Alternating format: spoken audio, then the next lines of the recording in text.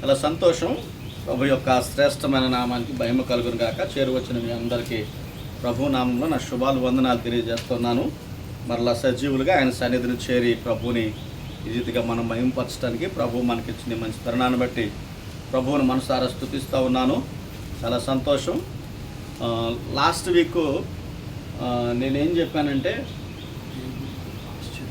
ప్రభువునే ఆశ్చర్యపరిచిన ఇద్దరు విశ్వాసాల గురించి చెప్పిన. అంటే దేవుడు ఆశ్చర్యపోయాడు అని అంటే ఆయన తెలియదేం కాదు, కానీ అది ఎంత గొప్ప విశ్వాసమో చెప్పడానికి అక్కడ ప్రభు ఆశ్చర్యపడాడు అన్న మాట వాడబడింది. అంతే. దేవుడు ఆశ్చర్యపడక ఆయన తెలియంది ఏదీ లేదు, అంత సమస్తం ఆయన తెలుసు. కలిగి ఉన్నది ఏదో ఆయన లేకుండా కలగలేదు కదా సమస్తాన్ని. బట్ దేవుడు, పరిశుద్ధాత్మ దేవుడు ఆ మాట రాయించిన విధానం చూస్తే బ్యూటిఫుల్. అంటే ఎలా అంటే ఆ విశ్వాసం ఎంత గొప్పదో చెప్పడానికి దేవుడు ఏం చేశాడనంటే ఆశ్చర్యం అన్న మాట వాడాడు అక్కడ.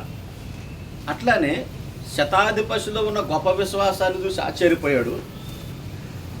యూదుల్లో ఉండవలసిన విశ్వాసాన్ని కనపడలా, వీళ్ళలో ఉన్న భయంకరమైన విశ్వాసాన్ని చూసి ఆశ్చర్యపోయాడు. యూదులలో ఉన్న భయంకరమైన విశ్వాసాన్ని చూసి ఆశ్చర్యపోయాడు.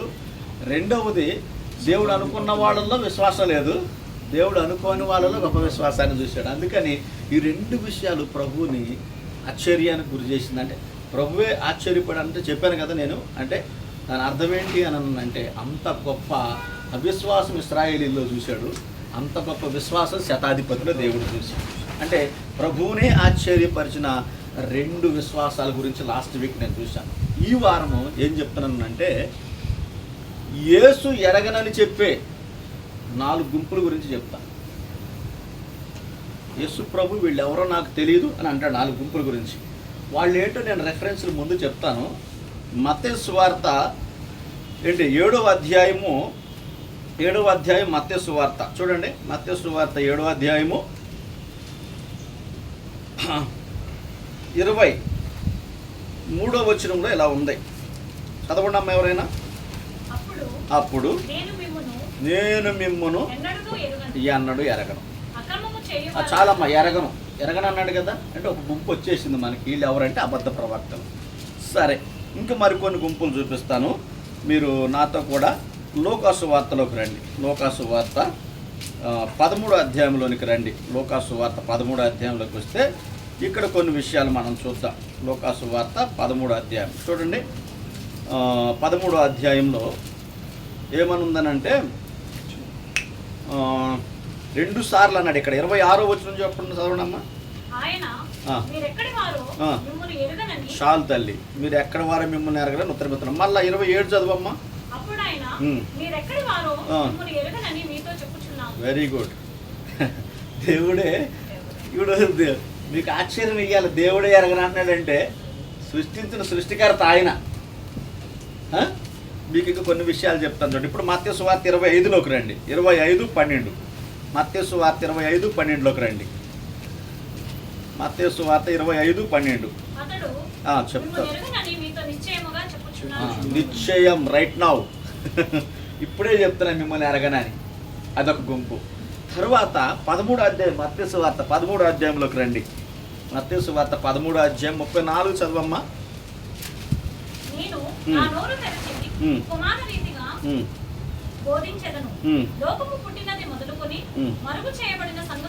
మత్తయి 10:34 అమ్మా. మత్తయి 10:34, సారీ 10:34. మత్తయి 10:34.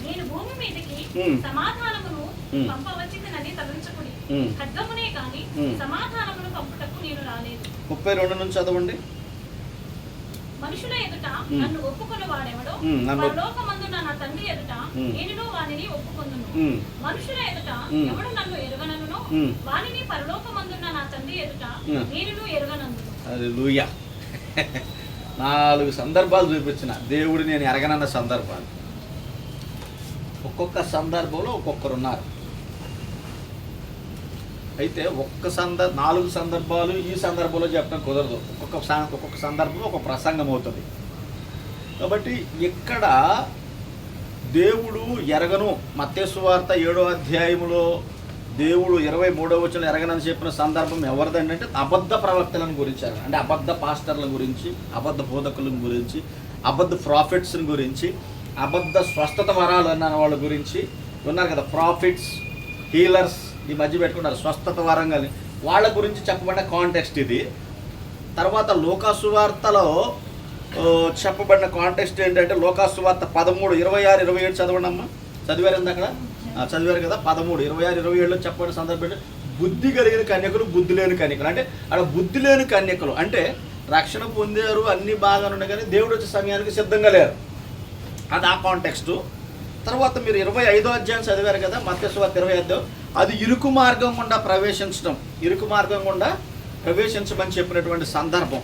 అది చాలామంది ప్రవేశించాలని చూస్తారు కానీ ప్రవేశించలేరు, అది ఆ సందర్భం. తర్వాత యేసు ప్రభు అనేకులు ఎదుట నన్ను ఒప్పుకొను, ఎవడు నన్ను ఒప్పుకుంటే నేను నన్ను ఒప్పుకుంటాను, ఎవడు నన్ను ఒప్పుకోను అంటే ఈ సందర్భం ఏంటి సందర్భం అని అంటే చాలామంది రక్షణ పొందినాక ఏంటి పబ్లిక్గా యేసు ప్రభు నా దేవుడు అని చెప్పడానికి సిగ్గుపడతాడు. పబ్లిక్గా నా యేసు ప్రభు, చాలామంది బైబిల్ పట్టుకోవడానికి సిగ్గుపడతారు, యేసు ప్రభు పిల్లలమని చెప్పుకోవడానికి సిగ్గుపడతారు సమాజంలో. వాళ్ళ గురించి దేవుడు కూడా ఏమంటాడంటే మీరు ఎవరో నాకు తెలియదు అంటున్నాడు దేవుడు. నేను కూడా ఎరగను అంటాను, మీరు నన్ను ఎరుగుండి అని చెప్తే నేను మిమ్మల్ని, అంటే భూమి మీద యేసు గురించి మనం సాక్ష్యం చెప్తే పరలోక ముందు తండ్రి ఎత్తు నిలబడినప్పుడు కూడా వీళ్ళు నా బిడ్డలు, నాకు వరకు సాక్ష్యం ఇచ్చిన ప్రభు కూడా మనల్ని ఒప్పుకుంటాడని చెప్పిన ఈ 4 సందర్భాలు. ఈ 4 సందర్భాల్లో దేవుని బిడ్డలారా, ఈరోజు మనం మత్తయి సువార్త 7వ అధ్యాయము 15 నుంచి 23 వచనాలు మనం ధ్యానం చేసుకుందాం. 15 నుంచి 23 వచనాలు ధ్యానం చేసుకుందాం. ఇందులో బహుశ్రేష్టమైన విషయాలు ఉన్నాయి. వినుటకు చెవులు గలవారు వినును గాక అన్నాడు ప్రభు. నేను కూడా అదే చెప్తున్నా, వినుటకు చెవులు గలవారు వినును గాక. ఇందులో వెరీ వెరీ ఇంపార్టెంట్ వర్డ్స్. ఈ వాక్యాన్ని కనుక మనం ధ్యానం చేయగలిగితే, ఈ వాక్యాన్ని కనుక మన హృదయంతో పట్టుకోగలిగితే డెఫినెట్లీ ఎవరు కరెక్ట్గా దేవునితో ఉంటున్నారు, ఎవరు ఉండలేకపోతున్నారు అన్నది యేసు ప్రభు ఇచ్చిన సిగ్నిఫికేషన్స్ ఏడా. ఏమన్నాడంటే వారి ఫలములను బట్టి వారిని తెలుసుకుంటానన్నాడు. తర్వాత ఏమన్నాడంటే ముళ్ళ చెట్టుకి తినే ఏమంటాడు కొరింది పదలో, అది కూడా మీకు నేను చూపిస్తాను ఇక్కడ. మంచి ఫలములు ఫలింపని ప్రతి చెట్టు నరకబడుతుంది అని చెప్పాడు. తర్వాత ఏమన్నాడంటే కాని చెట్టు మంచి ఫలాలు ఫలించదని అని అన్నాడు. సో ఎవరు మంచివాళ్ళు, ఎవరు దేవుని సేవకులు కారో ఈరోజు చాలామంది తెలియట్లేదు. అర్థమవుతుందా? ఎవరు దేవుని సేవకుడు, ఎవరు దేవుని సేవకులు కారో కూడా చాలామంది తెలియదు. నిజంగా దేవుడు పిలుచుకున్న సేవకులు ఎలా ఉంటారు, వారి క్రియలు ఎలా ఉంటాయి, వారి ఫలాలు ఎలా ఉంటాయి అన్న దాన్ని బట్టి ఇతను సేవకుడా లేదా అని మనం తెలుసుకోవచ్చు అనేసి ఈ కాంటెక్స్ట్ చెప్తుంది. ఈ కాంటెక్స్ట్లోనే ప్రభు ఏమంటున్నాడంటే అనేకులు ప్రభు దగ్గరకు వచ్చి అంటారు, ప్రభు నీ నామమును మేము ఏం చేసాం చెప్పండి, దెయ్యాలను ఎల్లగొట్టాం. తర్వాత ఏమంటున్నాడు, స్వస్థపరిచాం. తర్వాత ఏమంటున్నాం, ప్రవశించాం అని అంటున్నాడు. ఈ 3 విషయాలు అక్కడ ఉన్నాయి కదా. ఏమంటున్నారు, మేము ప్రవశించాము, మేము స్వస్థపరిచాము, మేము అద్భుతాలు చేశాము అని అన్నారా లేదా? ఆ మాట చదవండి మీరే. 22 చదవండి. ఆ దినమందు అనేకులు నన్ను చూచి ప్రభువా నీ నామమున దయ్యములను వెళ్ళగొట్టలేదా, నీ నామమున అనేకమైన అద్భుతములు చేయలేదా అని చెప్పుదు. అంటే నువ్వు చేయమన్నావు కాబట్టి మేము చేసామని చెప్పట్లాళ్ళు. ప్రభా నువ్వే కదా మమ్మల్ని ఏర్పరచుకుని చేయమని చెప్తే మేము చేసామని అనట్లాళ్ళు.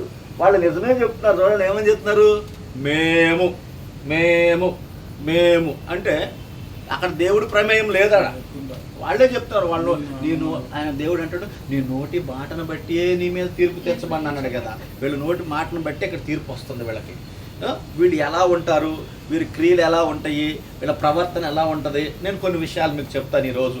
ఎందుకనంటే దేవుడే గమనించాడు. దేవుడే మీరు ఎవరో నాకు తెలియదంటే మనిషి ఏమైపోవాలమ్మా చెప్పండి, ఏమైపోవాలి? ఈ రోజున మనం ప్రపంచంలో చూసుకుంటే చాలామంది ఏమవుతున్నారంటే ఆత్మహత్యలు చేసుకుంటున్నారు. కారణం ఏంటంటే వాళ్ళని ఓదార్చేవాళ్ళు లేక, ఆదరించేవాళ్ళు లేక, మంచి చెడ్డ చెప్పేటోళ్ళు లేక, వాళ్ళని ప్రేమించేటోళ్ళు లేక, వాళ్ళ ఆనందాల్లో వాళ్ళకి ఆనందం వచ్చినప్పుడు పంచుకుంటానికి కానీ, వాళ్ళకి ఏడుపు వచ్చినప్పుడు కానీ వాళ్ళతో ఓదార్చడానికి కానీ, లేకపోతే వాళ్ళకి ఏదైనా సమస్య వచ్చినప్పుడు దగ్గర కూర్చొని సలహా చెప్పడానికి కానీ ఎవరూ లేక ఎంతోమంది ఈ రోజున ఏమవుతున్నారు చెప్పండి, లోన్లీ ఫీల్ అయిపోయి చాలామంది ఆత్మహత్య చేసుకుంటున్నారు. ఈరోజు చూడండి, దేవుడే మన ఎదుటి నిలబడి మీరు ఎవరో నాకు తెలియదు అని అంటే మన బ్రతికి ఏమైపోవాలి ఇంకా చెప్పండి. ఇదేంటి యేసు ప్రభుకి అమ్మ మనం తెలియదు యేసు ప్రభుకి చెప్పండి. ఆయన కన్నులకు మరుగైనది ఏదీ లేదంటాడు బైబిల్లో. ఆయన కంటికి కనబడిన సృష్టం ఏదీ లేదంటాడు బైబిల్ గ్రంథంలో. కలిగి ఉన్నది ఏది ఆయన లేకుండా కలగలేదని చెప్తాడు బైబిల్ గ్రంథంలో. ఇన్ని మాటలు మాట్లాడిన దేవుడు మీరెవరో నాకు తెలియదు అంటే అర్థమేంటి? మీరు ఎవరో నాకు తెలియదు అంటే అర్థమేంటి చెప్పండి. ఇప్పుడు చూద్దాం, ఇప్పుడు ఒక సామెత ఉంటుంది తెలుసా, ఎట్లా ఉంటుందంటే గాడిద మోసింది బూడిద గోతం అంటారు. ఒరేడు ఎంత బతికింటే వెనకాల గుంతలో చచ్చిపోయాడు అంటారు. లేకపోతే ఏదో ఇంకో సామెత కూడా ఉంది, 7 సముద్రాలు ఇది వచ్చి ఇంటి వెనకాల గుంత ఎదలేక చచ్చిపోయాడంట గుంతలో. సామెత ఉంది కదా. వీడు క్రైస్తవుడే, మంచిగా మందిరంకి వెళ్ళేవాడే, ప్రార్థన చేసేవాడే కదా, దశమ భాగాలు ఇచ్చేవాడే, సావుకుని యొక్క సేవా దర్శనంలో పాలు పంపులు పొందేవాడే, దర్శనంతో కూడా నడిచేవాడే. కానీ ఆ రోజు వచ్చేసరికి ఎలా ఉన్నాడంట చెప్పండి. దేవుడి ముందు నిలబడేసరికి దేవుడు ఎరగను అని చెప్పేవాడు ఉన్నాడంట. అంటే ఇతను ఎలాంటోడయ్యి ఉంటే దేవుడు ఆ మాట చెప్తాడు. దేవుడు ఈరోజు నువ్వు చెప్పండి, నా కాలేబు గారు తెలుసు, నేను కాలేబు గారికి తెలుసు, అవునా బ్రదరు? మనకు ఒకరికొకరు తెలుసు, ఒకరికొకరు తెలుసు. మనం తెలవబట్టి నేనేం చేస్తాను మీ గురించి సాక్ష్యం ఇవ్వగలను, సమస్య వస్తే నేను సరిచేయగలను, నీకు బాధ వస్తే నేను వచ్చి దేవుని వాక్యంతో ఓదార్చగలను, నీకు కష్టం వస్తే సంఘంతో ప్రార్థించడానికి సంఘంలో అనౌన్స్మెంట్ చేసి ప్రార్థించగలను. ఒకవేళ నువ్వు త్రొట్టిల్లిపోతా ఉంటే నేను హెచ్చరించి సరి అయిన మార్గంలో పెట్టగలను. కారణం మీరు నాకు తెలుసు. ఈరోజు యేసు ప్రభు నాకు తెలుసు అన్నవాడు చాలామంది ఉన్నారు. కానీ యేసు కూడా నేను ఎరుగుదని నిన్ను అని అనాలి కదా, ఎలా? అవునా కదా? యేసు మాకు తెలుసు, అందరికీ తెలుసు. యేసు తెలియనివాడు ప్రపంచం మీద ఎవ్వరు లేరు. ఈవెన్ దేవునికి శత్రువులుగా ఉన్నవారికి సైతం యేసు ప్రభు తెలుసు. బట్ యేసు ప్రభు కూడా ఐ నో మై సన్ అనాలి కదా మనల్ని. చక్కగా కూర్చొని ఒక్కండి. యేసుక్రీస్తు ప్రభు కూడా ఏమనాలి చెప్పండి? నీవు నాకు తెలుసు బిడ్డ అని అనాలి. అదే మాట మీరు గమనిస్తే 73వ కీర్తన ఆసాపు దగ్గర కూడా దేవుడు ఏమంటాడు చెప్పండి? ఆసాపు అంటాడు, ఆకాశం మందు నువ్వు తప్ప నాకు ఎవరున్నారయ్యా అని అంటాడు. దేవుడు కూడా అన్నాడని ఒక సేవకుడు చెప్పాడు. ఇలా దేవుడు కూడా అన్నాడంట, భూమి మీద నువ్వు తప్ప నాకు ఎవరున్నారు ఆసాపు అన్నాడంట. ఆసాపు ఈరోజు దేవుని బిడ్డలారా, దేవుడు నిన్ను ఎరిగేనని చెప్పగలిగే విశ్వాసం నీకు ఉందా? మీరు మనం చేసే భక్తిని బట్టి ప్రభు కూడా మనల్ని మన గురించి సాక్ష్యం ఇవ్వాలి. I know my son, I know my, లేకపోతే ఏమనాలి, డాటర్ అని అనగలగాలి. అది దేవుని సన్నిధిలో వెచ్చటి భక్తి. అది అర్థమవుతుందా? సంతాన ఉత్పత్తి కలగాలంటే ఏం చేయాలి? గుడ్ల మీదకి వెళ్ళి పొదిగినప్పుడు ఆ తల్లి వేడి ఆ గుడ్లు తగిలినప్పుడు ఏమవుతుంది? గుడ్లు పిల్లలు. అట్లాగే దేవుని బిడ్డలమైన మనం కూడా ఆయన సన్నిధి వెచ్చదనం మనకు ఉన్నప్పుడు చూడండి, బ్రదర్ వస్తా ఇద్దరిని తీసుకుని వచ్చాడు అంటే ఆ కార్యాలు జరుగుతాయి. అట్లా అంటే ఆ లోపల ఉండాలి దేవుని కొరకు. దేవుని కొరకు ఏం చేయాలి చెప్పండి? అది ఉండాలి. అయితే ఇదంతా నేను ఉపోద్ఘాతంగానే చెప్పాను. కానీ ఇప్పుడు నేను కాంటెక్స్ట్లోకి వెళ్తాను. నేను కాంటెక్స్ట్లోకి వెళ్ళి మీకు వాక్యాన్ని అసలు మీరు ఈజీగా గుర్తుపడతాకి. నవ్వేడేస్ దేవుడు ఎవరిని ఎరగను అని అన్నాడు ఈ సందర్భంలో అంటే అబద్ధ ప్రవక్తలు. ఎవరు చెప్పండి? అబద్ధ ప్రవక్తలు. వీరు ఎలా ఉంటారు? యేసు ప్రభు మాటల్లో చూద్దాం, ఇర్మియా గారి మాటల్లో చూద్దాం, పౌలు గారి మాటల్లో చూద్దాం, పేతురు గారి మాటల్లో చూద్దాం, యెహెజ్కేలు మాటల్లో చూద్దాం. అందరు చెప్పారు దొంగ బోధకుల గురించి. కానీ నేను కొందరినే తీసుకుని వాళ్ళు కొంచెం ఘాటుగా చెప్పారు వాళ్ళ గురించి, వాళ్ళ ప్రవర్తనలు ఎట్లుంటాయి, వాళ్ళు మందర ఏం చేస్తారు అన్న విషయాలను నేను చూస్తాను. యేసయ్య ఇచ్చిన ఉపదేశాలకు వ్యతిరేకమైన ఉపదేశాలు వీళ్ళు చేస్తారు. యేసయ్య ఇచ్చిన ఉపదేశాలకు వ్యతిరేకమైన ఉపదేశాలు చేస్తారు వీళ్ళు. అవి ఎట్లా ఉంటాయి అంటే దేవుడు చెప్పినట్టే అనిపిస్తాయి. కానీ మనం కనుక ఆత్మ వివేచనతో కనుక గమనిస్తే అవి కంప్లీట్ ఆపోజిట్ ఉంటాయి.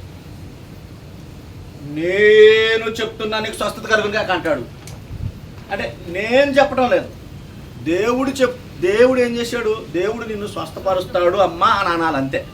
నేను చెప్తున్నా అన్నామనంటే మనం ఏమంటున్నాం? ఈయన చావుకుడు ఈయన చెప్పగా స్వస్థత అంటే అది అట్లాంటివి అంటే మనకి ఇంపుగా అనిపిస్తాయి. వీళ్ళు ఇంకొక మాట చెప్పమంటారు, అసలు వీళ్ళని ఈజీ గుర్తుపట్టవచ్చు. వీళ్ళు ఎప్పుడు నీకు ఆశీర్వాదం ఇవ్వగలుగుతారు కానీ నేను అసలు హెచ్చరించరు. అంటే నీకు వార్నింగ్ ఎవరు? అమ్మా నువ్వు ప్రార్థనకి ఎందుకు రావట్లేదు, నీ జీవితాన్ని సరి చేసుకో, ప్రార్థన చేస్తున్నావా, వాక్యం చదువుతున్నావా, మరి మీ కుటుంబ ఫ్యామిలీ ఎట్లుంది, నీ భక్తి జీవితం ఎట్లుంది నా ఏం అడగరు. ప్రాస్పర్ యూ, ఇప్పుడు God will prosper you, God will heal you, ఇంకేమంటారు చెప్పండి, God will touch you. So ఈ మాటలు వస్తాయి. ఈ మాటలు ఎప్పుడు ఇంక 24 గంటలు ఇవే ఈ మాటలు వస్తున్నాయి. అంటే నేను చాలా సందర్భాల్లో చెప్పిన దేవుని బిడ్డలారా, అక్కడి నుంచి ఇమ్మీడియట్గా పారిపో. ఒక శిల్పి తయారవ్వాలంటే శుద్ధి స్నానం తీసుకుని కొడితేనే శిల్పి అందమైన రూపం వస్తుంది. యేసుక్రీస్తు పిల్లలు కూడా యేసు యొక్క స్వారూప్యతలోకి మారాలని అంటే పరిశుద్ధాత్మ అగ్నితో కాల్చబడాలి, దేవుని వాక్యంతో కాల్చబడాలి. కాల్చబడినప్పుడే నువ్వు క్రీస్తు స్వారూప్యంలోకి వస్తావు. ఈరోజు మనము దేవుడు మనల్ని ప్రేమించి మనకు ఒక చక్కటి అవకాశం ఇస్తున్నాడు. ఈ నవ్వేడేస్ మనం ఎంత జాగ్రత్తగా ఉంటే మన రక్షణ కాపాడుకోగలుగుతాం, ఎంత జాగ్రత్తగా ఉంటే ప్రభు రాజ్యానికి వెళ్ళగలుగుతాం.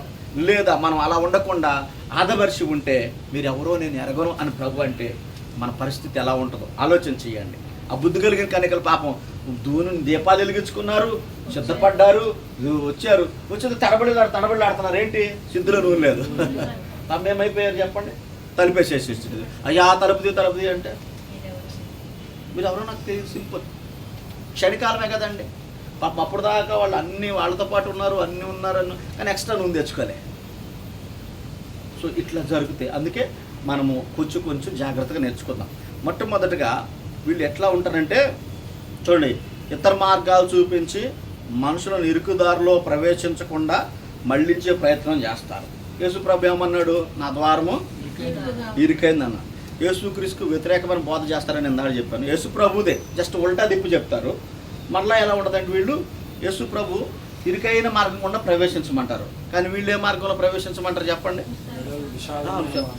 వీళ్ళు ఏమని చెప్తారంటే మన మీద అధికమైన కృప ఉంది, మనం ఇప్పుడు చేసిన పాపాలకు రేపు చేయబోయే పాపాలకు మనం యేసుప్రభు రక్తం చిందించాడు. ఆల్రెడీ యేసుప్రభు దగ్గర చాలా రక్తం ఉంది కాబట్టి మీరు ఏం చేయాలంటాడు, మీరు పాపం చేసినా ఏం కాదు, మీరు దేవుడి సన్నిధికి వస్తున్నారు, మీ పాపాలను ఎప్పటికప్పుడు దేవుడు కడిగేస్తాడు అని ఒక పిచ్చి బోధ చేస్తారు. నేను వాళ్ళ పేర్లు చెప్పను.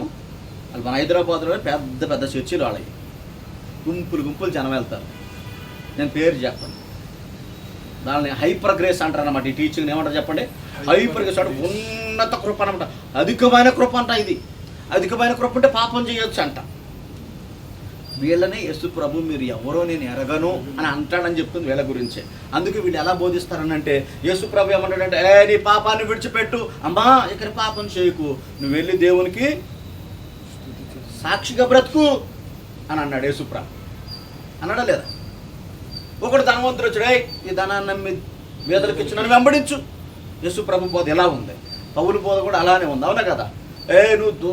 నువ్వు ఘోరమైన దుష్కార్యంతో నింపబడి ఉన్నావు, ఒకవేళ ప్రార్థన చేసుకో, ఒకవేళ దేవుడు నిన్ను క్షమిస్తాడేమో అని అన్నాడు అపోస్తల కార్యముల గ్రంథంలో.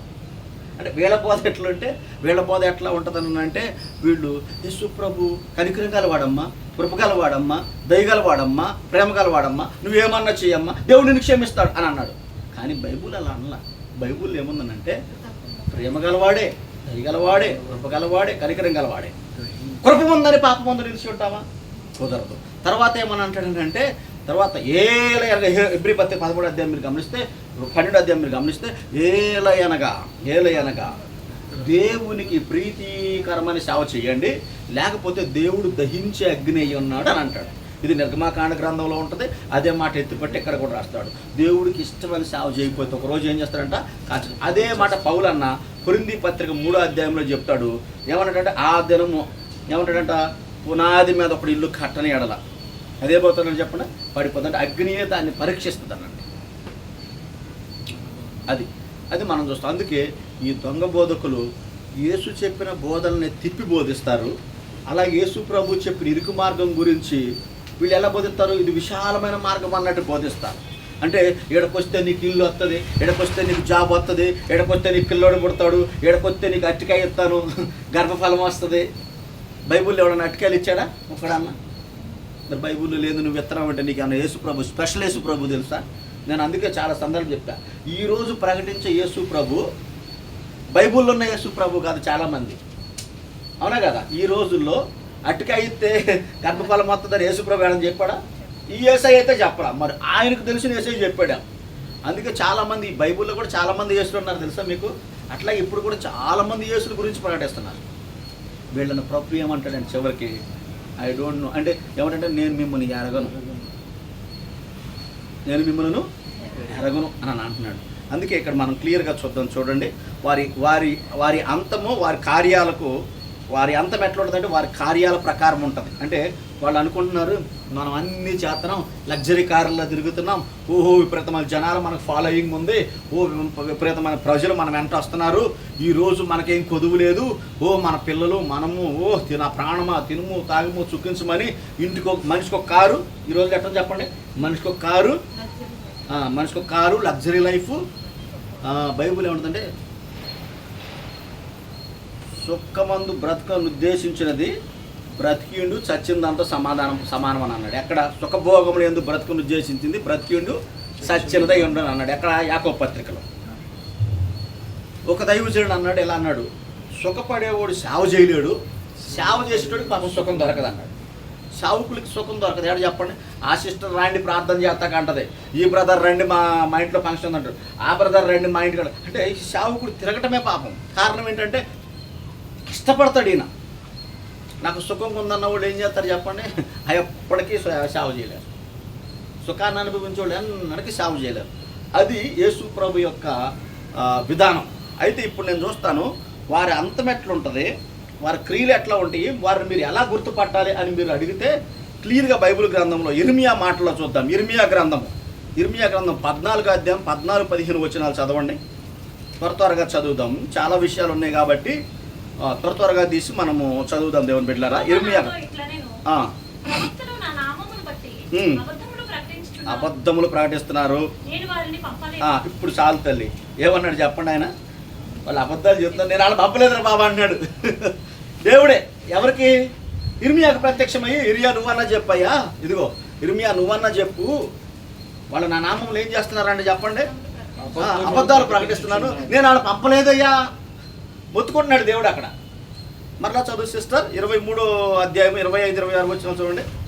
వారు అబద్ధాలు ప్రకటిస్తున్నారు, దేవుడు వాళ్ళు పంపలేదు. 23వ అధ్యాయం ఇర్మియా గ్రంథం 23.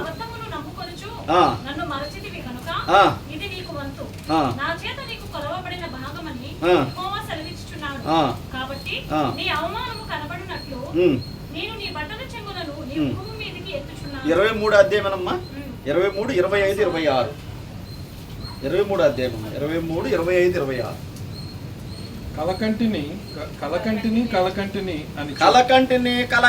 అని చెప్పుచు నా నామమున ప్రకటించు ప్రవక్తలు చూడండి, అబద్ధాలు ప్రకటించు ప్రవక్తల మాటలు వినండి. వీళ్ళు ఏం చేస్తారంటే నేను కలగన్నాను నీ గురించి వచ్చింది. సిస్టర్ రాత్రి నువ్వు ఇల్లు కొంటున్నట్టు వచ్చేసింది, బ్రదర్ ఈ సంవత్సరం చెప్తున్నా నేను నువ్వు ఇల్లు కొనేస్తావు. ఒక ఆయన ఉన్నాడు ఇక్కడ చెప్తాడులేండి. మరి జనాలు మరి అట్లాంటి వాళ్ళు, నువ్వు ఇల్లు కొనేస్తావు, నాకు కళ వచ్చింది, నాకు కలగంటిని. కళలు రావని నేను చెప్పను, నిజంగా వస్తాయి కళలు రావని నేను చెప్పను. నిజంగా నాకు కూడా కళలు వస్తాయి, జరుగుతాయి. బైబిల్ గ్రంథంలో కూడా కళలు వచ్చినాయి, జరిగినాయి. అయితే అబద్ధం చెప్పేటోడు ఈజీగా తెలిసిపోతాడు. అబద్ధం చెప్పేటోడు ఎలా చెప్తున్నా ఈజీ తెలిసిపోతాడు. మళ్ళీ నేను కళలు లేవంట, కళలు 100% ఉన్నాయి, నాకు వచ్చినాయి. నేను అవి వచ్చినాయి ఎట్లా ఉంటాయి అంటే చెప్పిన వెంటనే జరిగిపోతాయి. అవి యేసేపుకి వచ్చినాయి, జరగలే వెంటనే జరిగి తెల్లదా. మరి కొంతమంది చెప్తారు కళలు వచ్చినాయి అని, అవి ఎంతకాలం జరగకపోతే ఏమంటారు చెప్పండి వాళ్ళని? ఏమంటారు? బైబుల్ ఏమంది? ఇప్పుడు ఏమన్నాడు ఇర్మియా? అబద్ధ ప్రవక్తలని అన్నాడు. స్వస్థతలు ఉన్నాయని 100% మనం నమ్మాలి. బైబుల్లో స్వస్థతలు ఉన్నాయి, అద్భుతాలు ఉన్నాయి, స్వస్థతలు ఉన్నాయి, కృపావరాలు ఉన్నాయి, ఆత్మఫలాలు ఉన్నాయి, అన్నీ నమ్మాలి మనం. ఎందుకంటే బైబుల్ ఉన్నాయి, 100% నమ్మాలి. అయితే వాటిని ఎట్లా ఎవరిలో నిజంగా ఉంటాయి ఎవరిలో ఉండవన్నది మనం తెలుసుకుంటున్నాం ఈరోజు. ఇంకొక మాట చూడండి, ఇర్మియా మాటల్లో దేవుడు ఏమన్నాడంటే వాళ్ళు అబద్ధాలు వాళ్ళు నేను పంపలేదు, కళలు కన్నాను వస్తారు, మిమ్మల్ని మాయ చేస్తారు అని అన్నాడు. అంటే ఇప్పుడు వీళ్ళ లక్షణాలు ఏంటి, వీళ్ళ దగ్గర ఏం కనపడతాయి అంటే ఎలాంటి ఫలములు ఉంటాయి అబద్ధ ప్రవక్తల దగ్గర అంటే వాళ్ళు ఏం చెప్తారంటే దేవుడు పంపకపోయినా కూడా రాత్రి నువ్వు కళ్ళకు వచ్చావు బ్రదర్ అని వచ్చేస్తారు, సిస్టర్ నువ్వు కళ్ళకు వచ్చాడు దేవుడు. ఒక ఆయన అంటాడు ఇప్పుడే చెప్పాడు దేవుడు నీతో ఈ మాట చెప్పమని అంటాడు. ఓరి ఇప్పుడే చెప్పాడు నాకు దేవుడు ఈ మాట. ఓ తమ్ముడు మాతో కలిసి ఫాస్టింగ్ ప్రేయర్స్లో గడిపేవాడు. ఆ తమ్ముడిని నేను అబ్జర్వ్ చేస్తూ ఉన్నాను ఎప్పుడు, అన్న జస్ట్ ఇప్పుడే దేవుడు చెప్పాడు నీకు ఈ మాట చెప్పాలని నాకు ప్రేరేపణ వచ్చేస్తుంది. ఓకే చెప్పు ఏంటంటే అది ఆశీర్వాదమే, కీడైతే ఉండదు అక్కడ. ఓన్లీ ఆశీర్వాదం గురించి చెప్తారు, ఎందుకంటే మనల్ని మెప్పు కోసం. అంటే ఇలా ఉంటారన్నమాట. సో ఇలాంటి వాళ్ళని దేవుడు ఏమన్నాడో నేను కిందకు వచ్చినాక చెప్తాను. కానీ ఒక్కొక్క సేవకుని దృష్టిలో, ఇర్మియా భక్తుడి దృష్టిలో, ఇర్మియా సేవకుని దృష్టిలో అబద్ధ ప్రవక్తల గురించి దేవుడు చెప్పాడు నేను వాళ్ళని పంపలేదు, వీళ్ళని పంపాల్సిన అవసరం లేదు, వచ్చేస్తారు సంచులు వేసేసుకొని. గుర్తుపెట్టుకోండి. అసలు ఇంకొక గొప్ప విషయం చెప్పమంటారా, దేవుడు ఏ సేవకుడిని ఎంచుకుంటాడో ఆ సేవకుడు దేవుడే పోషిస్తాడు. అదే గుర్తు. సంఘం ఇచ్చినా ఇకపోయినా, సంఘం పట్టించుకున్నా పట్టించుకోకపోయినా, సుశీలమ్మ గారు ఏనండి, సంఘం పట్టించుకున్నా పట్టించుకోకపోయినా, కానీ ఆ సేవకుడు కరువు రాకుండా ఎవరు పోషిస్తారు తెలుసా? దేవుడు పోషిస్తారు. ఇది పెద్ద గుర్తండి. సుశీలమ్మ గారు నన్ను ఇంటికి పిలిచింది 2 రోజులు ఉంటాకి అని పిలిచింది. ఆమె నన్ను పిలిచి పక్కింట్లో అన్నం పెట్టించింది నాకు. ఆమె పెడుతుందా? ఎందుకు పెట్టింది?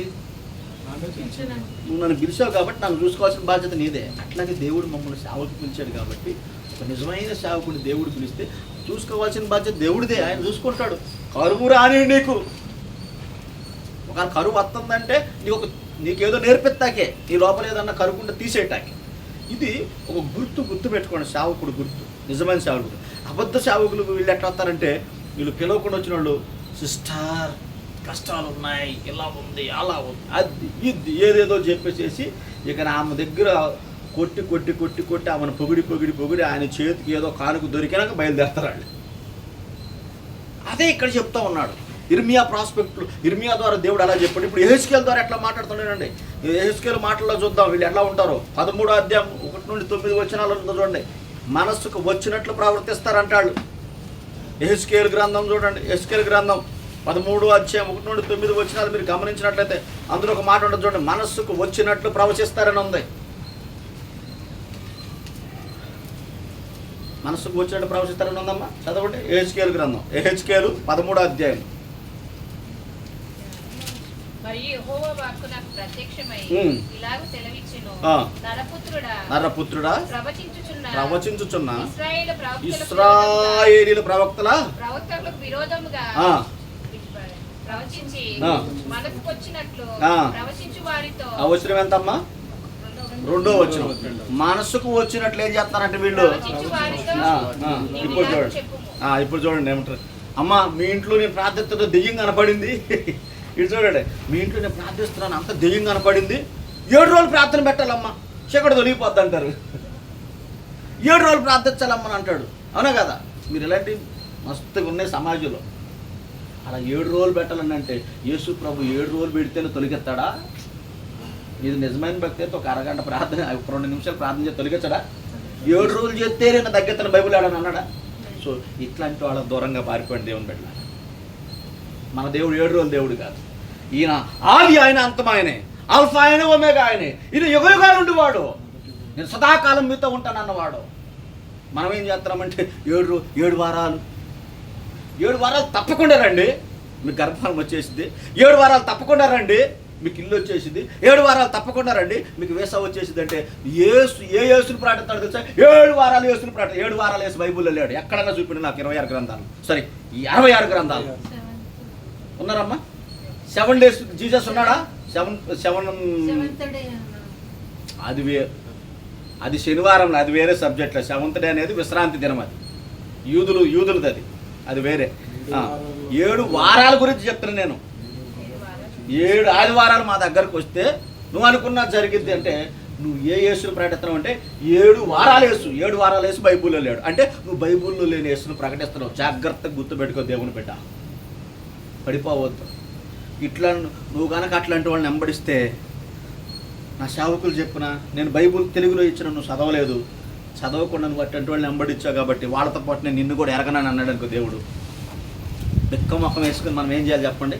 ఇంకా రక్షించే నాదుడు అదే అదే ఆ రోజు యేసయ్య ఉగ్రత రోజు, 7 ఏండ్ల శ్రమల రోజు, ఆకులంతా ఏడ్చే రోజు. ఏడ్చే రోజు రొమ్ము కొట్టుకున్నారు. దేవుడు కృపన్నంత వరకే యూజ్ చేసుకో. దేవుని బిడ్డ, కృప కనుక వన్స్ ఆగిపోయిందంటే మన బ్రతుకులు ఏమైపోతాయి. అందుకే నువ్వు ఎవరిని, యేసుప్రభు కూడా తప్పులేదు, ఏమన్నాడు? మీరు ఏమి వింటున్నారో జాగ్రత్త అన్నాడు మార్కు సువార్తలో, మీరు ఎలా వింటున్నారో జాగ్రత్త అన్నాడు మార్కు సువార్తలో. మనం వినేది ఎట్లా? దేవుని వాక్యం వినం, దేవుని వాక్యాన్ని చూడం. మనకి ఎంతసేపు చెవుకింపులుగా, నేను చెప్పాను కదా, God will prosper you, God will heal you, bless you abundantly. ఏంటి వర్డ్స్ అని అంటే ఇవి మనల్ని తప్పుదారి పట్టించే మాటలు. అంటే ఇవి లేవని కాదు, బైబుల్ ఉన్నాయి. దేవుడు ఆశీర్వదించడం 100% ఆశీర్వదిస్తాడు, దేవుడు దీవించడం 100% దీవిస్తాడు, దేవుడు అభివృద్ధి పరచడా 100% అభివృద్ధి పరుస్తాడు, దేవుడు స్వస్థపరచడా 100% కాదు 1000 రెట్లు స్వస్థపరుస్తాడు ఆయన. నా దేవుడికి అసాధ్యమైనది ఏమీ లేదు. బట్ వీళ్ళ క్రియలు అలా ఉంటాయి, ఈ అబద్ధాలు చెప్పేటవాళ్ళని. ఇప్పుడు చూడండి, ఇర్మియా దగ్గరికి వెళ్ళి అడిగితే ఇర్మియాతో దేవుడు అంటున్నాడు, నేను పంపలేదయ్యా, వాళ్ళు అబద్ధాలు చెప్తున్నారు అని అన్నాడు యేసు ప్రభు. మరలా ఇక్కడ ఏమన్నాడు? యెహెజ్కేలు దగ్గరకు వారు వంకర మాటలు చెప్పుకుంటూ మనసుకు వచ్చినట్టు ఏదొస్తే అది, నోట్లో నుంచి ఏదొస్తే అదే ప్రవశించేస్తారు. నేను ప్రభు, ఒకళ్ళు అంటారు యెహోవా నామమున నేను ప్రవశిస్తున్నాను. ఇప్పుడు యెహోవా నామమున ప్రవశిస్తున్నామా? మన యేసు ప్రభు నామం ఉన్నాం. ఇప్పుడు పాత నిబంధన అంటే యెహోవా నామమున నేను చెప్తున్నా అని అందంటే వీళ్ళు ఇప్పుడు వాళ్ళు కాదు, క్రీస్తు పూర్వం వాళ్ళు. వీళ్ళు యేసుప్రభు పుట్టక ముందే కదా యెహోవా నామమున ప్రశ్నించింది. యేసుప్రభు పుట్టిన తర్వాత తన కుమారుడి ద్వారా మాట్లాడుతాను. ఎబ్రీ గ్రంథం అంత క్లియర్గా రాశాడు కదా, ఎబ్రీ పత్రికలో ఉందా లేదా? మొదటి అధ్యాయంలో ఏముంది? ఎబ్రీ పత్రిక చూడండి. నానా సమయంలోను నానా దినములలో నానా విధములుగా మన ప్రవక్తలతో పితరులతో మాట్లాడిన దేవుడు ఈ దినమున అంతమంది తన కుమారుడు ద్వారా మాట్లాడను అని ఉంది కదా. అంటే యేసుప్రభు ద్వారా మాట్లాడుతున్నాడు కదా ఇప్పుడు. మరి ఏమైంది ఇప్పుడు? ఇంకా నా కుమారుడు నేను యెహోవా నామమున ప్రవశిస్తున్నాను అందంటే పారిపోండి అక్కడి నుంచి. ఉండొద్దు, నిలబడద్దు, అక్కడి నుంచి పారిపోవాలి. ఏం అర్థమవుతుందా? మనకేం ఏ కావాలి ఎంతసేపు, లోతొద్దు మనకి. ఎంతసేపు ఐస్ క్రీమే ఇవ్వు నాకు, చాక్లెట్ ఇవే నాకు అని ఎంతసేపు సండే స్కూల్ స్టోరీలు ఏమింటాం మనం. అందుకే సంగతి మరుగు చేయుట దేవునికి ఘనత, సంగతి పరిశోధించుట రాజులకు ఘనత. నువ్వు నేను రాజులం, మనల్ని దేవుడు రాజులని యాజక సమూహం అని అన్నాడు. కాబట్టి నీకు నాకు దేవుడు మరుగుపరిచిన సంగతులను, సంగతి మరుగు చేయుట దేవునికి ఘనత, సంగతి పరిశోధించుట రాజులకు ఘనత. నీకు ఘనత రావాలనంటే దేవుని వాక్యాన్ని లోతుగా పరిశీలించు దేవుని బిడ్డ, అప్పుడు నీకు ఘనత వస్తుంది. పై పై పై పై పై పై పోతలకు ఎంతకాలం పడిపోతావు, ఎంతకాలం పై పై పోతలతో నీ జీవితాన్ని కొనసాగించుకుంటావు. దేవుడు వచ్చే సమయానికి నువ్వు ఆ పోతలోనే ఉంటే ఐ డోంట్ నో అన్నాడంటే మన బ్రతుకులు ఏమైపోతాయో దేవుని బిడ్డలారా జాగ్రత్తగా గమనించండి. ఈరోజు ఇంకొక మాట చూస్తాను చూడండి. ఇప్పుడు పౌలు గారి మాటల్లో కొత్త నిబంధనలో పౌలు గారి మాటలకు వస్తే రోమా పత్రిక 16వ అధ్యాయము 17-18 వచనాలు ఇలా ఉండే చూడండి. వాళ్ళు ఎలాంటి మాటలు మాట్లాడతారు పౌలు గారు వేదాంతాల నుంచి చూద్దాం. పౌలు గారి మాటలు, ఆ సహోదరులారా మీరు నేర్చుకున్న బోధ వ్యతిరేకముగా వేదములను ఆటంకములను కలుగు చేయి వారిని కనిపెట్టండి. అంటే బతిమాడుచున్నానయ్యా మీకు. ఇదిగో సహోదరులారా, నేను మీకు దండం పెడుతున్నానయ్యా. ఇదిగో 15 అధ్యాయాల్లో మీకు అంత వేదాంతం చెప్పాను. 16వ అధ్యాయంలో హెచ్చరికిస్తున్నాను. ఏంటి అని అంటే వీళ్ళు ఏం చేస్తారంటే చెప్పండి, ఏం చేస్తారు? వీళ్ళు ఇంపైన మాటలు చెప్తారు, మోసపుచ్చుతారు, భేదాలు కలగజేస్తారు కదమ్మా. సో వీళ్ళు ఏం చేస్తారంటే దేవుని వాక్యాన్ని ఒకలాగుండి ఇంకొకలా కలిపి చెరిపి మనల్ని డౌట్లో పెట్టేస్తారు. ఒకడు అంటాడు, ఒకళ్ళు అంటారు, ఇలా అంటారు, యేసు ప్రభు ఆమె ఎవరు పాపాత్మరాల స్త్రీ వచ్చినప్పుడు యేసు ప్రభు కింద రాస్తున్నాడు. ఏం రాశాడో మీకు తెలుసా? మాకు తెలియదు. మరి ఆయన తెలుసా ఏం రాశాడు? అక్కడ లేదు. కానీ బైబిల్ పండితులు అనే మాట ఏంటంటే ఆ రాళ్ళు పెట్టి కొడతాకొచ్చిన వాళ్ళ పాపాలు ఒక్కొక్కటి పాపం రాస్తుంటే అమ్మో ఈయన దగ్గరుంటే నా బతుకంతా చెప్పేస్తాడు, ఈయన ఏదో గొప్పోడు లాగున్నాడు, ఈయన దేవుడు లాగున్నాడు అని చెప్పి భయపడి వెళ్ళిపోయారంట. అంటే వీడు రాయేస్తా కొత్తడే ఆపరా, నువ్వు అప్పుడు ఏం చేసావు చూడని రాస్తానంట దేవుడు. భయపడి అవును ప్రభు నేను పాప, మరి నిన్ను కూడా కొట్టాలి రాయితో రారా అనేసి పారిపోయాడు. అట్లా వచ్చిన వాళ్ళు అందరూ పాపాలు అంతా పాపం. కానీ వీళ్ళు ఎట్లా బోధిస్తారంటే ఈ విషయం చెప్పరు. ఈ విషయం చెప్పకుండా ఏం రాశాడో మీకు తెలుసా అంటే ఒక డౌట్ పడిపోద్ది పాపం మీద. అమ్మో ఏం రాశాడు ఇంకా అదే. మళ్ళీ అంటాడు యేసు ప్రభు పుట్టిన తేదీ ఏదో మీకు తెలుసా, ఎప్పుడు పుడితే నీకేం, అసలు యేసు పుట్టాడని ఎవడు చెప్తున్నాడు? నిత్యత్త కాల భూత భవిష్యత్తులో మీరు లోకసువార్త 19వ అధ్యాయం నశించిపోయిందని వెతకరక్షించు వచ్చాడని ఉంటుంది. భూమి మీదకి వచ్చాడు ఆయన. ఎట్లా వచ్చాడంటే తల్లి మరి కన్య మరి గర్భం ద్వారా ఈ లోకానికి వచ్చాడు. ఉన్న దేవుడే వచ్చాడు. మత్తయి వేదాంతంలో యూదులకు రాస్తూ పుట్టాడని రాశాడు. కానీ అదే మీరు లోకసువార్త గ్రీకులకు రాసింది కదా, ఆ గ్రీకులకు రాసిన వేదాంతంలో లోకసువార్త గ్రీకులకు రాశాడు ఆ సువార్త. ఆ గ్రీక్స్ రాసిన వేదాంతంలో వచ్చాడు, దేవుడు వచ్చాడు, ఆయన ఉన్నవాడు వచ్చాడు, ఉన్న దేవుడే వచ్చాడు అని రాస్తాడు. అర్థమవుతుందా? కాబట్టి వీళ్ళు ఏం చేస్తారని అంటే పౌలన్న మాటల్లో వీళ్ళు మనల్ని ఇంపైన మాటలు చెప్పి మోసపరుస్తారు. వాళ్ళు అది ఇంపైన మాటలు పెదవులకు తేనె ఏదో అని ఉంటుంది. ఇంపైన మాటలు తేనె పట్టు లాంటివి అని ఉంటాయి సామెతల గ్రంథంలో. తర్వాత మీరు చూడండి, మొదటి తిమోతి చదవమ్మా. మొదటి తిమోతి 4వ అధ్యాయం 1-2 వచనాలు. వాళ్ళ బోధ ఎట్లుంటుందో చూద్దాం. అంటే ఈ దొంగ బోధకుల గురించి పౌలన్న ఇంకా కొన్ని విషయాలు చెప్తా ఉన్నాడు. చూడండి, మొదటి తిమోతి పత్రిక 4:1-2 వచనాలు త్వరగా తెద్దాం. అయితే కడుమరి దినములలో అబద్ధికుల వేషధారులు మోసపరుచు ఆత్మలయందును దెయ్యముల బోధయందును లక్ష్యముంచి విశ్వాస భ్రష్టులు అవుతారు. ఆత్మ తేట చెప్తున్నాడు.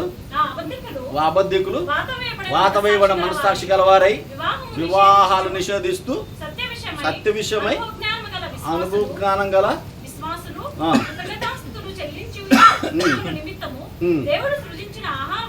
కొన్నిటిని తినొద్దు అంటారు. ఇప్పుడు చూడండి, ఇక్కడ దేవుడు పవిత్రపరిచిన దాన్ని దేని తినొచ్చని బైబుల్ చెప్తుంది. వీళ్ళు ఏమంటారంటే కొన్ని తినొద్దు నువ్వు పెళ్లి చేసుకోవద్దు, దేవుడు నిన్ను సమర్పించుకుంటున్నాడు, దేవుడు నిన్ను ఏర్పరచుకుంటున్నాడు అని చెప్తారు. ఇంకేం చేస్తారంట వేషధారణతో ఉంటారంట. వాళ్ళు వేషధారణతో బోధిస్తారంట, మోసపరుస్తారంట, వివాహాలు నిషేధిస్తారంట. కింద ఇంకేమని చెప్పారమ్మా, కొన్ని ఆహార వస్తువులు తినొద్దని చెప్తారంట. ఇట్లాంటి వాళ్ళు దెయ్యాల బోధ చేస్తారు. వాళ్ళు ఆ దెయ్యాల బోధకు మరి విశ్వాస భ్రష్టత్వం కదా వచ్చేది. అందుకని దేవుని బిడ్డలారా, ఇట్లాంటి వాళ్ళు కుప్పలు ఉన్నారు. దేవుడి నామాన్ని ఎంత భయంకరంగా అవమానపరుస్తున్నారంటే అంత అవమానపరుస్తున్నారు. కాబట్టి కుప్పలు దేవుని బిడ్డలారా గుర్తుపెట్టుకోండి, ఇవన్నీ అవి తినొద్దు కాదు. దేవుడు మానవుని సృజించి సృష్టిని ఏలుబడి చేసి భూమిని దిగి దాన్ని లోపరచుకోమన్నాడు. ఎందుకు?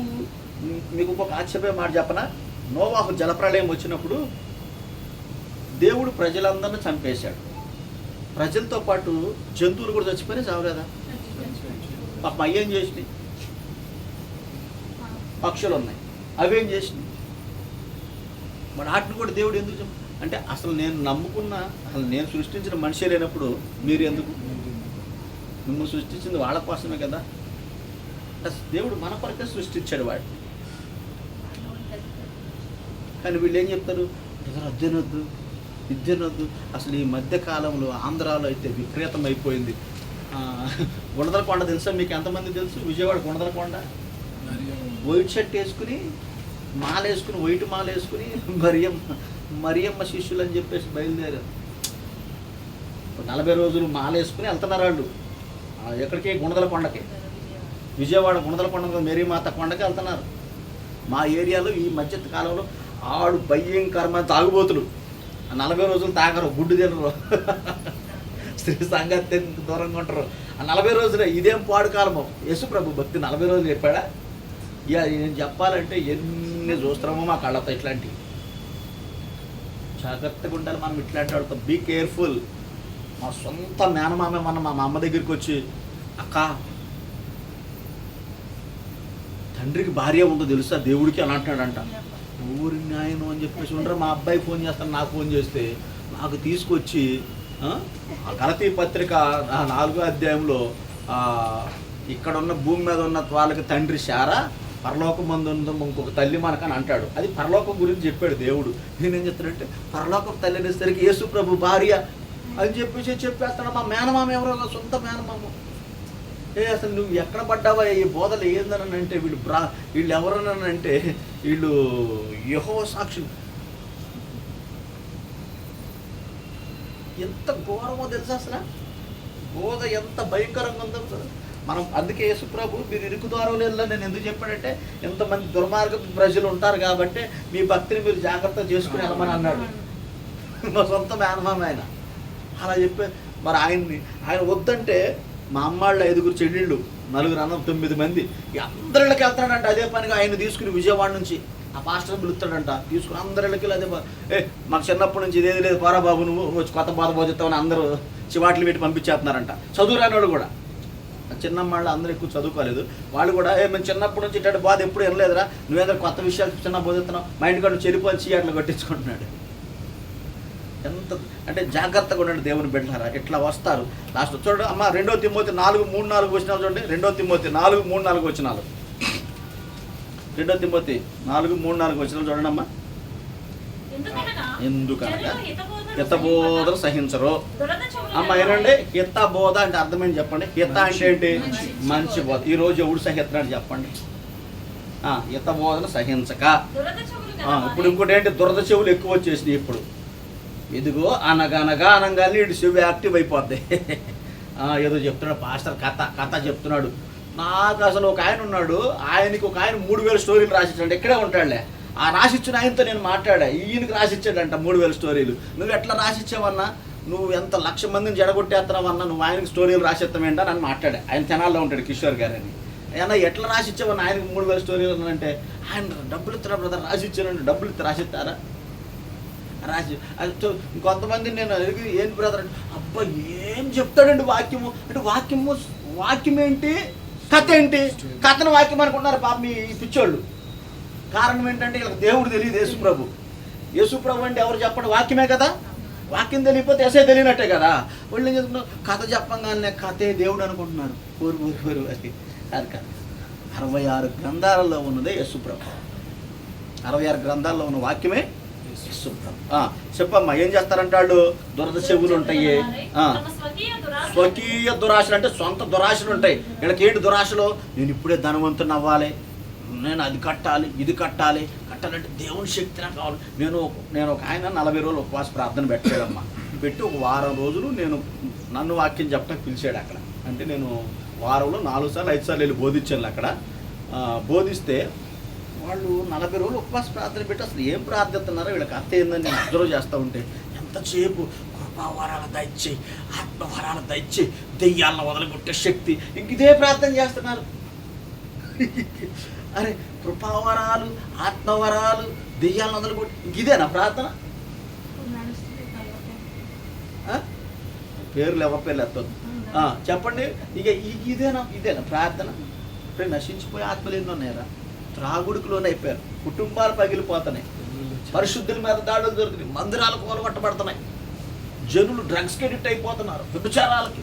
ఇప్పుడు బాగా వాయవరుసలు లేకుండా జరుగుతుంది. ఇన్ని ప్రాబ్లమ్స్ ఉంటున్నాయి సమాజంలో, అన్నీ పాడైపోయినాయి. వీటన్నిసుకోవాలి ప్రార్థన. మన దేని కొరకు? కృపావరాలి, ఆత్మవరాలి. నీ ఈ వరాలన్నీ ఏం చేస్తారు బాబు? ఇస్తే దేవుడు ఎవరికి ఎత్తాడు? వాడేవాడికి ఎత్తాడు. ఎప్పుడు ఈ అని అడిగేవాడికి ఎత్తాడా? ఎప్పుడు ఇవ్వు అనేది బైబుల్ ఎవరు చెప్పండి? జలకి 2 కూతుళ్ళు ఉన్నారంట. సొలొమోను వేదాంతం చూడండి ఎంత అద్భుతంగా ఉందో. జలకి 2 కూతుళ్ళు ఎందుకు అన్నాడు? జలకు 2 మూతులు, వెనక మూతే ఉంటుంది, వెనక మూతే ఉంటుంది. అందుకని ఇటు వెళ్ళినా నెత్తురు తాగిద్దంట, వెనక్కి వచ్చినా నెత్తురు తాగిద్దంట. అందుకని ఏమన్నాడు? జలకు 2 కూతుళ్ళు ఉన్నారు, అటుపక్క ఇటుపక్క. వాళ్ళిద్దరు పేర్లు ఏమని పెట్టాడు? ఇమ్ము అని పేరు పెట్టాడు అంట వాళ్ళకి. ఈ మూతి కూడా ఇమ్ము అంటది, ఈ మూతి కూడా ఇమ్ము అంటది. అందుకే జలకి 2 కూతుళ్ళు కలరని పెట్టి ఆయన వేదాంతం ఎంత అద్భుతంగా రాశాడు చూడండి. సొలొమోను జ్ఞాని కాబట్టి ఇమ్ము అంటాడంట. కాబట్టి ఇప్పుడు మీరు గమనిస్తే ఈ దొంగ బోధకులు ఎట్లా చదువు తల్లి, కంటిన్యూ చదువమ్మా. స్వకీయ దురాశలు చొప్పున అనుకూలమైన బోధకులు ఎదుగుతారు. ఇది విశ్వాసులు పోగు చేసుకుని సత్యానికి చెవివరు, కల్పనా కథల వైపు పడుతారు.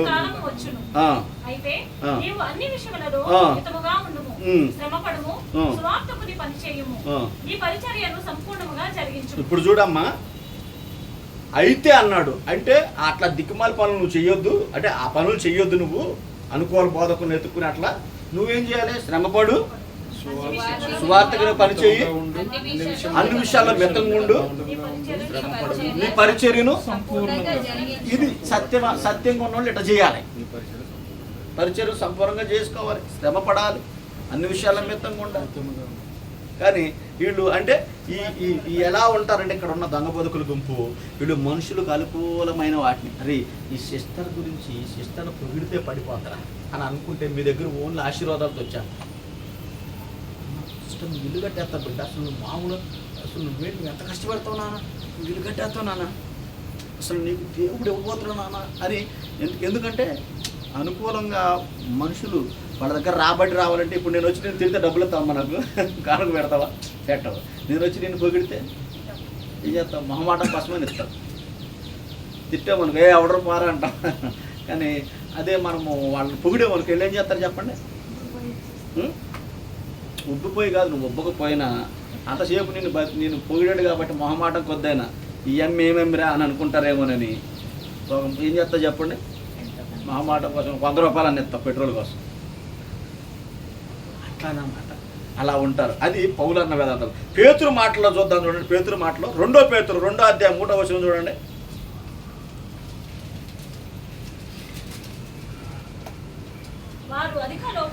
వారు అధిక లోబులై కల్పనా వాక్యాలు చెప్పుతూ మీ వలన లాభం సంపాదించుకుంటూ వారికి పూర్వం నుండి విధింపబడిన తీర్పు ఆలస్యం చేయదు, వారి నాశనం కునికి నిద్రపోదు. దేవదూతలు పాపము చేసినప్పుడు దేవుడు వారిని విడిచిపెట్టక పాతాళ లోకమందని కటిక చీకటి గల బిలములలోనికి త్రోసి తీర్పుకు కావలిలో ఉంచబడుటకు వారిని అప్పగించెను. వారు దేవుణ్ణి వాళ్ళని వాళ్ళు నమ్ముకున్న యేసు ప్రభుని కూడా విసర్జిస్తారంట. అక్కడ ఏం చేస్తారంటే యేసు ప్రభుని కూడా ఈరోజు విసర్జిస్తున్నారు. నేను చెప్తున్నా అంటే దేవుణ్ణి కూడా విసర్జించి ఇప్పుడు చూడండి. అసలు చాలా సార్లు చెప్పాలంటే చాలా చోట్లకి వెళ్ళినప్పుడు గుర్తుపెట్టుకోండి, డబ్బు విషయంలో ఇవన్నీ జరిగేది ఎక్కువ. చాలామంది గర్వాపస్ అని వెనక్కి వెళ్ళిపోతున్నారు తెలుసా, వెళ్ళిపోతుంది. గర్వాపస్ అంటే తెలుసా మీకు? అమ్మో యేసే దేవుడు మాకు కాదండి, యేసు ప్రభు మాకు ఎవరో తెలియదండి, మరి మేము వచ్చేస్తున్నామండి. పూర్వం మతంలో కనగానే ఆడేం చేస్తున్నాడు, పళ్ళెం పెడతాడు, పశువు నీళ్ళతో కాళ్ళు కడుతున్నాడు, మళ్ళీ పూర్వం మతంలోకి లాగేసుకుంటున్నాడు. ఎంత దారుణం.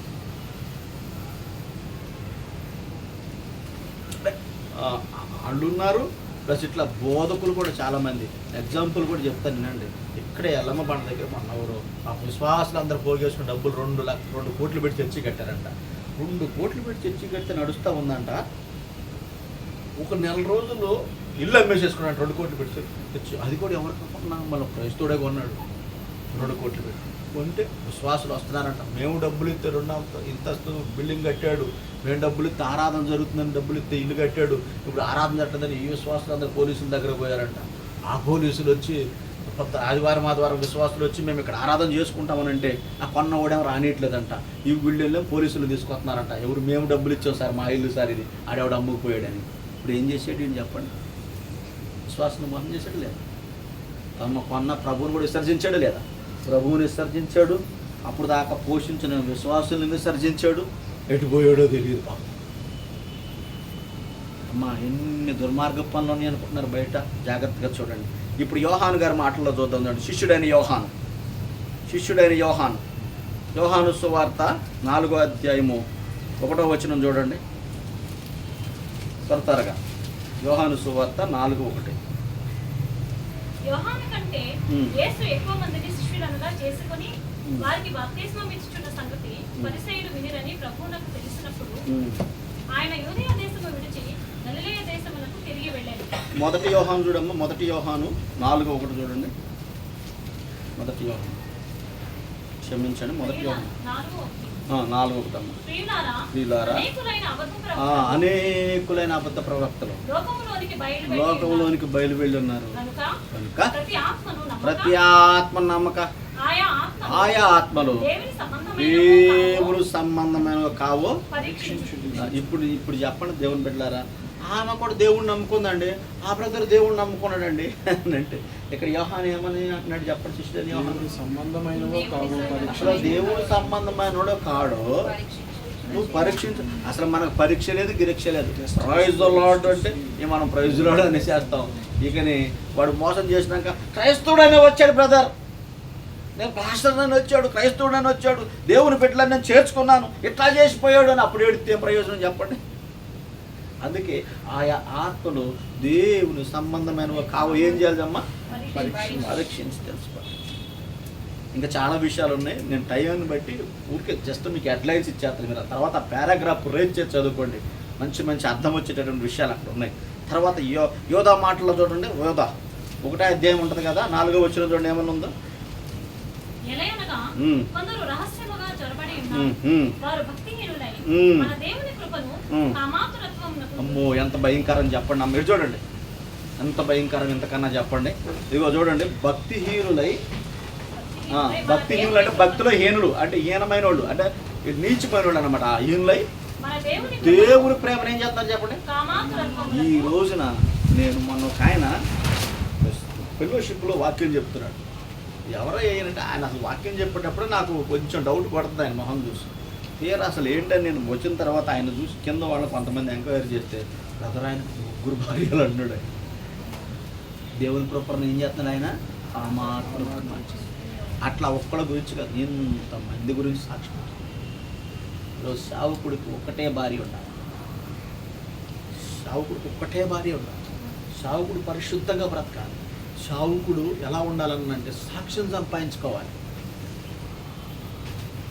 గుర్తుపెట్టుకోండి, సావుకులు ఈరోజు ఎట్లా ఉన్నారంటే దేవుని కృపను అమాతృత. అందుకే ఇవన్నీ పట్టుకొని క్లిప్స్ యేసు ప్రభుని ఎరగని వాళ్ళు ఏం చేస్తున్నారు? మీ ఎట్లున్నారు, మీ పాస్టర్లు ఎట్లున్నారు, మీ పాస్టర్లు ఇట్లున్నారు, మీ పాస్టర్లు ఎట్లున్నారు, ఏం చెప్తాం? నిజంగా కనపడుతున్నారు కదా అక్కడ. దేవుని కృపను కామాతృతకు మార్చేసిన కనపడుతున్నారు. మనం ఏం చెప్తాం చెప్పండి? ఏం చెప్పాలంటే వాళ్ళని ప్రభువు పిలవలేదయ్యా. నా ప్రభువు వాడుకునేవాళ్ళు కాదు వాళ్ళు, ప్రభువుని వాడుకుంటున్న వాళ్ళు. వీళ్ళు ప్రభు వాళ్ళని వాడుకుంటున్నారు, ప్రభువుని వాడుకుంటున్నారని చెప్పేసి జ్ఞానంతో మనం సమాధానం చెప్పాలి తప్ప మనం ఏం చేయలేము. చూడండి, ఓ పాస్టర్ అమ్మ చర్చికి వచ్చే అబ్బాయిలతో ఒక చెడ్డ సహవాసం కలిగి పాస్టర్ని చంపించి అక్కడే చర్చిలో గుడిపించేసిందంటే ఏంటి దుర్మార్గం చెప్పాలి? దేవుని కృపను కామాతృతకు మార్చేస్తున్న వాళ్ళు ఎంతమంది లేరు చెప్పండి. కడుపు చించుకుంటే ఏమంటారు చెప్పండి? మన పేగులే కాళ్ళ మీద పడితే అన్నట్టు ఈరోజు యేసు ప్రభు పిలవకపోయినా యేసును అడ్డం పెట్టుకుని దొంగ ప్రవక్తలు చాలామంది వచ్చి యేసు ప్రభు దగ్గరికి పాస్టర్ ముసుగులో పాస్టర్ వేషాలు వేసుకుని వచ్చి సంఘాల్లో ఎంత భయంకరమైనటువంటి నీచ కార్యాలు చేస్తున్నారో ప్రభు బిడ్డలారా చూడండి. మీకు చెప్తా ఉన్నాను, మనం జాగ్రత్తగా ఉండాల్సిన దినాలు ఇవి. చూడండి, యోధ ఇంకేమంటాడు తల్లి?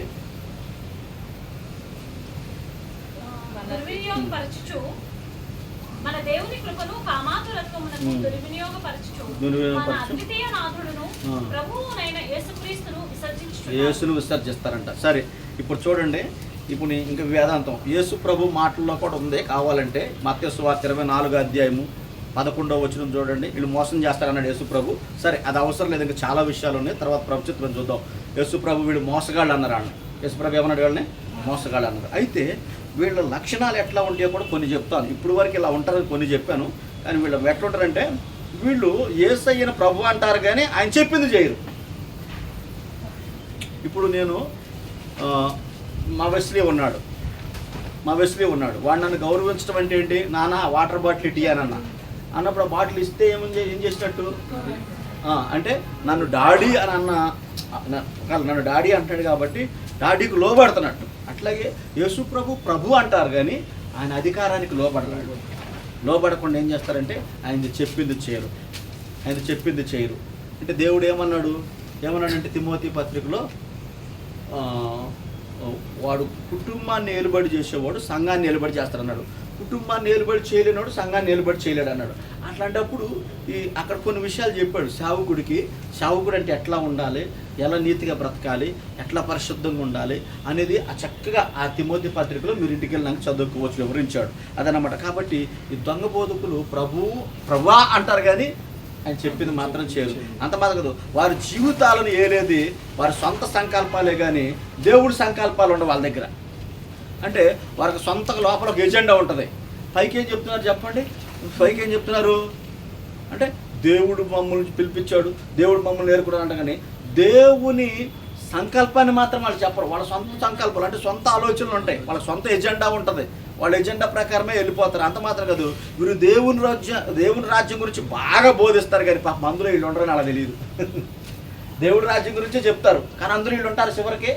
ఇప్పుడు వీళ్ళు దెయ్యాన్ని అల్లగొట్టారు, స్వస్థలు చేశారు, అద్భుతాలు చేశారు, అవునా కదా?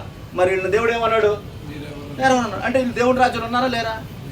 వీళ్ళు బాగా చెప్తారు దేవుని రాజ్యం గురించి, కానీ చివరికి ఆడగా చోటు ఉండదు అందులో. అంత మాత్రమే కాదు, వారు సత్యాన్ని అనుసరిస్తున్నాం అనుకుంటారు, కానీ అసలు పాపం వాళ్ళకి సత్యం తెలియదు. మేము సత్యంలో ఉన్నాం అనుకుంటారు, సత్యాన్ని అనుకరిస్తున్నాం అనుకుంటారు, కానీ వాళ్ళకే సత్యం తెలియదు. సత్యం అంటే ఏంటి? నీ వాక్యమే సత్యము. 17 యోహాను సువార్త, నీ వాక్యమే సత్యము, సత్యమందు మమ్మల్ని ప్రతిష్ఠించావు. ఎవరు అంటే అసత్యం ఎవరంటే ఆ దేవుని వాక్యం దేవుని వాక్యమే దేవుడేను, ఆ వాక్యం కృపా సత్య సంపూర్ణ మన మధ్య. అంటే దేవుడే వాక్యం అనగా, అంటే వీళ్ళు సత్యాన్ని బోధిస్తున్నాం మేము అని అంటారు, కానీ సత్యం పాపం మనకు తెలియదు. సత్యం ఎంత దారుణం చెప్పండి. ఇవాళ అంటున్నారు కానీ నాన్న కొడుకులు తెలుసు, నాన్న తెలుసు కొడుకులకి, కూతుళ్ళకి నా కొడుకులకి నాన్న తెలుసు, కానీ నాన్నకి పిల్లలు తెలియని సంఘాలు ఎన్ని లేవు అని ఇప్పుడు అనం మళ్ళీ అని ఇప్పుడు అనలేం మనం, అన కదా. కుటుంబం అని దేన్ని అంటారు, సంఘం అని దేన్ని అంటారు అంటే సేవకుడు. విశ్వాసులు అందరూ తెలియాలి, విశ్వాసులు అందరికీ సేవకుడు. కుటుంబం అని దేన్ని అంటారు? నాన్నకి భార్య పిల్లలు తెలియాలి, పిల్లలకి భార్యకి నాన్న కూడా తెలియాలి. అంటే రిలేషన్స్ ఉన్నదాన్నే సంఘం అంటారు, రిలేషన్స్ ఉన్నదాన్నే కుటుంబం అంటారు. నా వేదాంతం బైబుల్ చెప్తాను, నేను అన్న. మళ్ళీ మీకు దానికి అర్థం కూడా చెప్తా. యేసు ప్రభు అన్నాడు, నా గొర్రెలను నేను ఎరుగుదును, అవి నన్ను వెంబడించును. మరి ఈరోజు చాలామంది తండ్రులు మేము బిషప్, మేము రెఫరెంట్లు అని చెప్పుకునేటోళ్ళు చాలామందికి వాళ్ళ పిల్లలు ఎవరో తెలియదు. మరి వీళ్ళని ఏమంటారు చెప్పండి? దేవుడు ఏమంటాడు చెప్పండి? యేసు ప్రభు అన్నాడు కదా మత్తయి సువార్త యోహాను సువార్త 10వ అధ్యాయంలో, నా గొర్రెలను నా స్వరం వినును, నేను వాటిని ఎరుగుదును, అవి నన్ను వెంబడించును. ఆయన స్వరం ఏంటయ్యి? ఆయన ఎరిగాడు, ఆయన వెంబడిస్తాయి. ఈరోజు మరి చాలామంది ఎరుగుదురా సంఘస్థుల్ని, స్వరం వింటున్నారా వీళ్ళ గురించి అని ఇప్పుడు అనాలి, మనం బాధపడాలి. Be careful. సాతాను ఒక మనిషిని పట్టుకుని వాడిని తీవ్రంగా హింసించాలంటే వాడి ప్లాన్ ఏంటంటే, సాతానుగా నియమం విభజించు పాలించు అంటే ఒక సంఘంలో నుండి మెల్లగా బయటికి తెస్తాడు, తెచ్చి నేను ఒంటరిన చేసేస్తాడు, నీ చుట్టూ వాడు సమస్యలు తీసుకొచ్చేస్తాడు, నేను అన్లోన్లీగా తీసుకెళ్ళిపోతాడు, సత్యాంత వరకు కూడా ప్రేరేపణ చేస్తాడు. సాతాను ప్లాన్. కాబట్టి ప్రభు బిడ్డలారా జాగ్రత్త. ఇంకో మాట చూడండి, కొన్ని విషయాలు చెప్తాను. తమ ప్రవక్తలమని ప్రకటించుకోవడం, అద్భుతాలు చేయడం అనేవి తాము దేవుని రాజ్యంలో ఉన్నామని అనుకోవడానికి రుజువు అనుకుంటారు వాళ్ళు. మేము సేవకులం అనుకోవడానికి, నేను ప్రవచిస్తున్నా, నేను స్వస్థతలు చేస్తున్నా, నేను అద్భుతాలు చేస్తున్నా అని అనుకుంటారు పాపం వాళ్ళు. అవి దేవుని రాజ్యాలు ఉండడానికి రుజువా? దేవుడు ఏమన్నాడు? ఒకళ్ళు వచ్చి మేము దెయ్యాలను ఎల్లగొట్టామన్నాడు. అరే బాబు, మీరు దెయ్యాలు ఎల్లగొట్టామని కాదురా, దెయ్యాలు మీకు లోబడతాయని కాదు, కానీ మీ పేర్లు పరలోకమందు ఉన్నామని సంతోషించండిరా అని అనడం లేదు యేసు ప్రభు. ఓ సంకలు కొట్టుకోవా అక్కడ మీకు దెయ్యాలు లోబడతాయి అని, మీ పేరు పరలోకంలో ఉందో లేదో చూసుకోండి అన్నాడు యేసు ప్రభు. వాడు ఈరోజు పేరు అక్కడ ఉందో లేదో కావాలి మనం సంకలు కొట్టుకెట్టండి. తర్వాత చూడండి ఇంకేమంటాడు, ప్రసంగాలు చెప్పే సామర్థ్యత పవిత్రకు గుర్తు కాదు. చాలామంది వాక్యం బాగా చెప్తారు మాటలు, అది పవిత్రత గుర్తేం కాదు. మీరు ఒక టీచర్, స్కూల్లో టీచర్కి ఒక పారాగ్రాఫ్ ఇచ్చి చదివి చెప్పమని అద్భుతంగా చెప్పేస్తారు. అందుకే కొరింథీ పత్రికలో పౌలు ఏమంటే, అక్షరం నిన్ను చంపేస్తుంది, ఆత్మ నిన్ను జీవించుతుంది. అంటే ఆత్మ కావాలి. నేను అక్షరంతో కూడిన దానికి ఆత్మజ్ఞానం ఎవరైనప్పుడు దేవుని మాట నీకు ప్రభావితం చేస్తుంది నిన్ను అని పౌలు అలా చెప్తూ ఉన్నాడు. తర్వాత ఈ అబద్ధ బోధకులకు మరి ఇవన్నీ సాధ్యం అంటే మీరు అనొచ్చు, నన్ను ప్రశ్న చేయొచ్చు, మీరు అబద్ధ బోధకులు స్వస్థతలు చేస్తారా, అద్భుతాలు చేస్తారా, ఇది నిజమేనంటే ఎస్ నిజమే, బైబిల్లో చేశారు. ఇస్కరియోతు యోధ దొంగ, వాడు ప్రభువుని వెంబడించాడు దొంగగా. దేవుడు 12 మంది అపోస్తలులతో కూడా ఆయనకి ఇవ్వలేని అధికారం అన్నీ వచ్చింది, యోధాకు కూడా వచ్చినాయి. తర్వాత మీరు అనుకోవచ్చు, బిలాం అనేవాడు ప్రవక్త, మరి వాడు ఎవరిని ఆశీర్వదిస్తే వాడు ఆశీర్వదింపబడతారు, ఎవరిని శపిస్తాడు శపించబడిపోతారు. మరి వాడు దొంగ, వాడి నోట్లో సాధ్యమే అద్భుతాలు. అందుకే కదా మార్కు సువార్త మీరు 11వ అధ్యాయంలో చూస్తే 22వ వచనం ఏమన్నా 11వ అధ్యాయం 22వ వచనం అనుకుంటా, ఇంకా అవసరమైతే ఆ దినాల్లో మీరు వాళ్ళు స్వస్థతలు చేస్తారు, అద్భుతాలు చేస్తారు, ఏర్పరచబడిన వారిని కూడా మోసపరుస్తారు, అవసరమైతే చచ్చిపోయిన వాళ్ళని కూడా లేపుతారంటాడు. చచ్చినోడు లేపగానే మనం ఏమనుకుంటాం, అమ్మో గొప్ప దైవజనుడు. ఈ నైజీరియా వాళ్ళు ఉంటారు, ఈ కెన్యా, నైజీరియా, సిరియా, ఈ ప్రాంతాల వాళ్ళు మొత్తం ఇదే బోధ. చచ్చిన వాళ్ళని లేపుతాం, అది చేస్తాం, ఇది చేస్తాం. వాళ్ళు ఎంత పాడు చేసేసారు, దేవుని సేవను అంత పాడు చేసేసారు. కానీ మంచి సేవకులు అంటే మంచి మంచి వాళ్ళు ఉన్నారు, కానీ ఎక్కువ మంది ఇలా తయారైపోయారు. అసలు ఇప్పుడు కల్చర్ వచ్చేసింది ఇలా డ్యాన్సులు వేయటము, సింధులు వేయటము, దేవుని మందిరంగా లేదు. నేను అందుకే ఇలాంటి వాళ్ళని ప్రభు ఏమన్నాడు చెప్పండి. ఏ గుంపు గురించి చెప్పుకున్నాం? దేవుడే ఎరగనని చెప్పిన గుంపు చెప్పాను. ఇంకొక 2-3 మాటలు చెప్పి నేను ముగించేస్తాను చూడండి. ఆఖరిగా యేసయ్య వీరిని ఏమంటున్నాడనంటే అక్రమం చేయవాళ్ళారా అంటున్నాడు. ఏమంటున్నాడు చెప్పండి? అక్రమం అంటే ఏంటి చెప్పండి బ్రదర్. అక్రమం అంటే ఏంటి? అంటే నేను చెప్పినట్టు చేయకుండా మీకు ఇష్టం వచ్చినట్టు అక్రమం చేశారు కాబట్టి మీరు నాకు తెలియదు అబ్బాయి. అంత మాత్రమే కాదు